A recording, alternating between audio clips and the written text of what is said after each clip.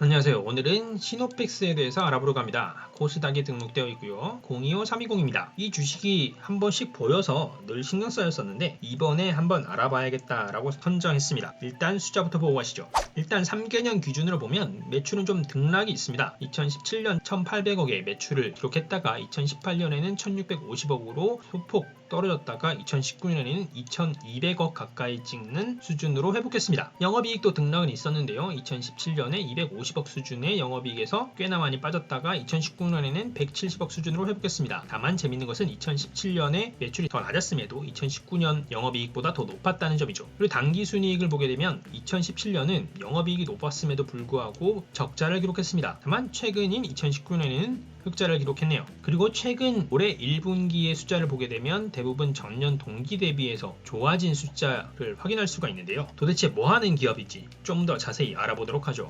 일단 시노펙스가 어떤 테마로 분류되었기에 한 번씩 보여지는지 알아보려고 했더니 이게 종잡을 수 없는 수준이었습니다. 휴대폰 관련도 있고요. 가문 관련으로 분류가 된다고도 하는데 그래픽 관련 테마로도 분류가 됐었다고 합니다. 이게 뭐하는 기업인지 알아보기 전에는 정말 뭐야 이게 했었는데 그 중에서도 요 며칠 사이에 뜬 이슈는 바로 이걸로 보입니다. 수처리 관련 이슈입니다. 뉴스를 좀 보신 분들은 아실 텐데요. 인천을 중심으로 해서 수도권 몇몇 지역에 수돗물에 벌레가 나온다는 뉴스가 있었죠. 그리고 시노펙스는 올해 초 이 같은 이슈로 주목을 받았었는데요. 주목을 받았었던 이유는 2016년에 에코스마트 상수도 시스템 개발 사업단의 국책 과제를 총괄하는 주관기관에 시노펙스가 역할을 했었다고 합니다. 그로 인해서 2022년까지 1조 4천억 원을 소비하는 이 사업에서 주목을 받았다고 하는데요. 아마 인천 수돗물 사태를 기반으로 해서 그 기대감을 미리부터 반영하고 있는 것 아닌가 싶기도 합니다. 그럼 좀 더 자세히 사업 보고서를 통해 알아보도록 하죠. 일단 회사의 계율을 보면 자회사가 많다는 것이 눈에 띕니다. 한국만 보더라도 서울도 있고 경기도도 있고 부산에도 있고 포항에도 있습니다. 굉장히 많죠. 이뿐만 아니라 해외를 보더라도 중국에도 있고요. 베트남에도 있고요. 인도네시아에도 있습니다. 정말 자회사가 많은 기업 중 하나라고 보이는데요. 사업의 주요 내용을 보게 되면 친절하지 않게 쓰여 있습니다. 그래서 사업의 내용에서 좀 더 파악을 해보면 일단 크게 두 가지로 나뉜다고 합니다. FPCB IT 부품 사업과 필터 및 수처리 시스템 사업인데요. 이렇게만 봐서는 정확하게 알 수가 없죠. 그리고 사업 보고서 내에서도 여기에 대해서 제대로 아주 디테일하게 혹은 본인의 사업 분야에 대해서만 기재해 둔 것이 아니라 조금 글로 쭉 풀어쓴 느낌이라서 이해하기 어려운 부분이 있었습니다. 그래서 먼저 찾아보면 FPCB는 이처럼 연성 인쇄 회로판이라고 하는데요. 연성 재료인 폴리이미드를 주요 소재로 사용해서 만든 굴곡성을 가진 PCB라고 합니다. 그러니까 이렇게 생긴 것 아마 컴퓨터 뜯어보신 분이거나 그런 분들은 한 번쯤 보셨을 텐데요. 이런 것을 제작하는 역할을 하는 것 같고요. 그리고 한 가지 더 수처리관에서는 멤브레인이라는 언급을 계속하고 있었는데 이 멤브레인이라는 것이 특정 성분을 선택적으로 통과시킴으로써 입자 분리를 하기도 하고 각종 선택적 투과성을 가진 역할을 해내는 것이 멤브레인이라고 한다고 합니다. 그러니까 FPCB와 멤브레인 필터 이 두 가지가 크게 시노펙스의 사업 분야로 보이는데요. 실제 조직도를 보더라도 멤브레인 필터 사업본부와 FPCB를 하는 전자부품 사업본부가 있습니다. 그리고 각 사업부에 따른 매출의 구성을 보게 되면 일단 FPCB의 비중이 높습니다. 2017년에는 86% 정도 됐었는데요. 2019년에는 89%로 90%에 달하는 수준으로 상승했습니다. 그리고 또 눈에 띄었던 것은 FPCB와 멤브레인이 전혀 사업군이 다른 산업임에도 불구하고 매출의 흐름은 비슷했다는 것인데요. 33기인 2017년에 최고 높은 매출을 둘 다 찍고 그리고 2018년에는 둘 다 매출이 떨어졌다가 그리고 2019년에 소폭 다시 상승하는 모습을 보여줬습니다. 그리고 또 하나 포인트로 잡아서 볼만한 것은 FPCB가 많다고는 하지만 내수만 비교해봤을 때 FPCB의 내수와 멤브레인의 내수가 작년까지는 크게 차이가 나지 않았다는 점이었습니다. 오히려 2017년을 보자면 멤브레인의 내수 매출이 훨씬 더 많았죠. 하지만 2019년 들어서 FPCB의 매출이 멤브레인의 매출을 뛰어넘었습니다. 그리고 또 하나 체크해야 될 부분은 FPCB의 수출 매출입니다. 2017년부터 고공행진을 지속하고 있는데요. 2017년 1,400억에 가까운 매출이 2018년 1,250억 그리고 2019년 1,320억으로 소폭 회복했습니다. 그래서 실제 전체 매출과 비교해봤을 때 FPCB의 수출 매출이 굉장히 많은 비중을 차지하고 있음을 알 수 있었습니다. 이와 함께 의미 있게 볼 수 있는 것이 사업 부문별 영업이익이라고 생각했었는데요. 이 도표를 통해서 봤을 때 FPCB의 2019년 영업이익은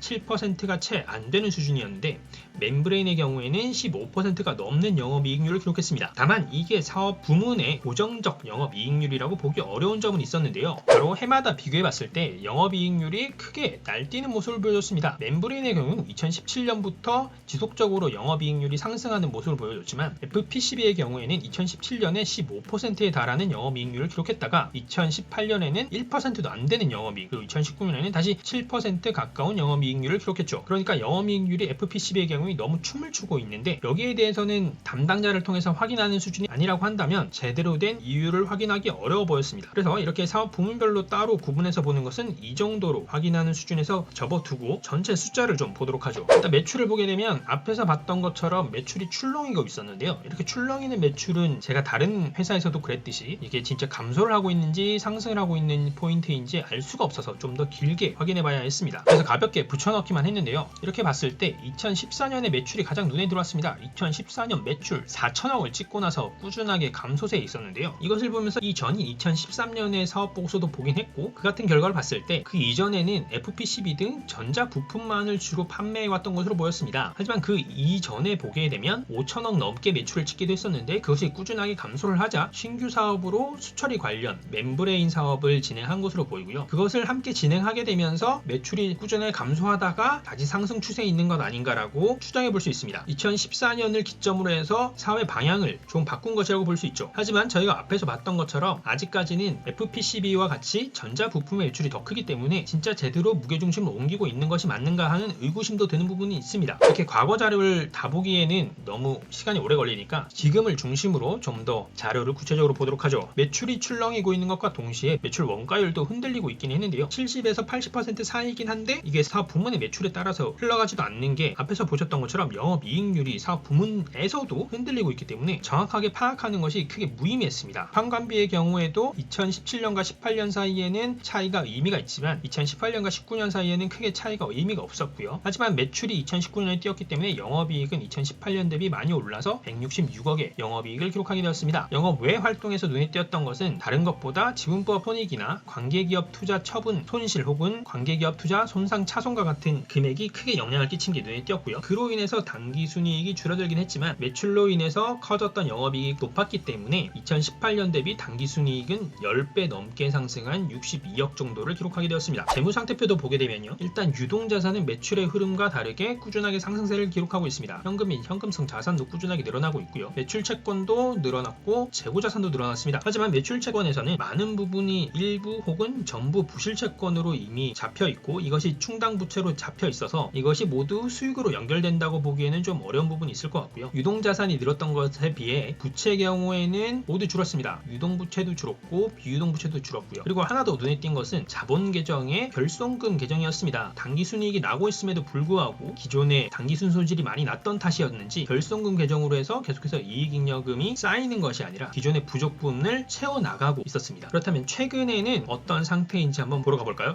부문별 매출은 특이할 만한 사항 없이 분기 수준의 매출을 기록하고 있어서 따로 보지 않도록 하고요. 손익계산서를 먼저 보게 되면 분기 기준으로 매출은 소폭 늘었습니다. 그리고 매출 원가율도 크게 변화 없었고요. 판관비도 영업이익도 크게 변화가 없었습니다. 영업이익도 매출의 상승분을 그대로 반영하는 수준이었는데요. 영업이익 작년 동기 27억에서 올해 1분기 32억을 기록했습니다. 영업 외 활동에서는 기타 비용이 늘긴 했지만 기타 수익이 많이 늘었기 때문에 당기순이익은 영업이익보다 더 늘어난 32억을 조금 더 상회하는 수준으로 기록했고요. 분기 보고서의 재무상태표에서는 글쎄요, 제 눈에는 그렇게 눈에 띄는 건 없었습니다. 다만 이렇게 사업 보고서든 분기 보고서든 이것을 보면서 들었던 생각은 유달리 다른 기업의 사업 보고서보다 친절하지 않다는 느낌이었는데요. 왠지 시노펙스에서 사업 보고서를 상대적으로 덜 신경 쓰고 있는 것으로 느껴졌습니다. 그리고 이 같은 것을 확인할 수 있는 내용도 하나 있었는데요. 회계적 과실로 인해서 과징금을 낸 것이었습니다. 2019년에 있었던 내용인데요. 2016년과 17년에 지분법 손실, 투자 주식 손상 차손, 그리고 파생 상품 관련해서도 잘못 분류했다고 판단되었습니다. 이로 인해서 과징금 2억 5천만 원 정도를 냈는데요. 실제 제가 지금 확인하는 시점에서는 이 같은 것들이 다 정정돼서 보고되고 있는 시점이었고 그 숫자들을 가지고 영상을 만들었기 때문에 제가 본 숫자들이 오류가 있진 않았지만 어쨌거나 여러모로 이렇게 실수든 고의가 아니라 어떤 형태로 나온 것이든 좀 더 관심을 있게 가지고 주의 깊게 살펴봐다면 실수가 나지도 않았을 거고 제가 느낀 그대로 좀 사업 보고서에 덜 신경 쓰고 있는 건 아닌가라는 생각을 할 수밖에 없었습니다. 개인적으로는 개인 투자자들이 가장 쉽게 확인할 수 있는 이런 보고서에도 신경을 많이 써주셨으면 하는 바람이 있었습니다. 이와 함께 같이 확인하면 좋을 자료로 받은 것이 바로 시노펙스가 인도네시아에 25년간 수돗물을 공급한다는 내용이었는데요. 시노펙스는 수방시라는 이 지역에 수도요금을 받아서 수익을 낸다고 합니다. 우리 개념으로 하자면 수도세로 수익을 내는 기업이 생긴다는 것인데, 이 같은 필수 유틸리티에 대한 납품은 안정적 수익 기반을 확보할 수 있다는 점에서 긍정적으로 해석할 수 있을 것 같습니다. 다만 이 기사는 2019년의 기사니까 일시적 주가 등락에 영향을 주기는 지금 시점에서는 이미 다 재료가 소진되었지만, 한국에서도 최근 수도권에서 수돗물 문제가 생기는 등 이 같은 이슈가 생길수록 기존의 노하우도 있고 해외에서 경험도 있는 시노펙스가 실질적으로 관련 업무를 수행하면서 수익을 낼 가능성도 높아지는 것 같습니다. 그래서 그 기대감을 주가에 어느 정도 반영하는 것 아닌가 싶기도 하고요. 자, 이까지를 정리해보면 시노펙스는 전자부품 중심 수처리 관련 업체로 조금씩 무게중심을 이동하려고 하고 있는 것 같은데, 아직까지는 제대로 이동이 되고 있는 것 같아 보이지는 않습니다. 하지만 가시적 성과를 하나둘 확인할 수 있었고요. 이 같은 것들이 주가에 조금씩 반영되는 것 아닌가 싶습니다. 다만 다시 한번 시노펙스 관계자분께 드리고 싶은 말씀은 사업보고서든 분기보고서든 이 같은 보고서를 좀 더 친절하게 작성해 준다면 투자에 훨씬 도움을 많이 받을 것 같다. 그리고 우리나라 개미 투자자들도 점점 지식이 많아지고 하다 보니까 보고서에도 신경을 써주시는 게 좋지 않을까 생각한다 라는 내용을 꼭 전달드리고 싶습니다. 그럼 이제 주가의 수급과 흐름을 한번 보도록 하죠. 제 기억에 시노펙스를 종종 봤던 것 같긴 한데 주가가 장대 양봉인 날은 생각보다 별로 없었습니다. 일단 코로나 이전 수준으로 4월 초에 회복하긴 했었고요. 그 이후에 주목을 받지 못하다가 최근에 인천의 수돗물 사태로 인해서 주목을 받고 있는 것으로 보입니다. 하지만 7월 13일과 14일의 상승세를 이어가지 못하고 살짝 눌리고 있는 모습인데요. 7월 17일 오늘 흐름을 보더라도 장 초반에는 밀어 올리는 모습이 있었지만 5,100원 그리고 5,000원 그리고 4,900원 4,800원 이런 특정 지점들을 중심으로 계속해서 눌리면서 장 후반에는 눌리는 형국으로 장을 마감하고 있습니다. 그리고 한 가지 더 눈에 띄는 것은 바로 수급인데요. 외국인 비중이 6% 정도밖에 되지 않음에도 불구하고 지난 며칠간 외국인 수급이 굉장히 강하게 들어왔었습니다. 그리고 이것들은 단기 차익을 노리고 유입된 것이기 때문에 아마 금세 튀어나갔거나 나갈 것으로 보이고요. 그래서 전반적으로 지금까지의 수급만 보자면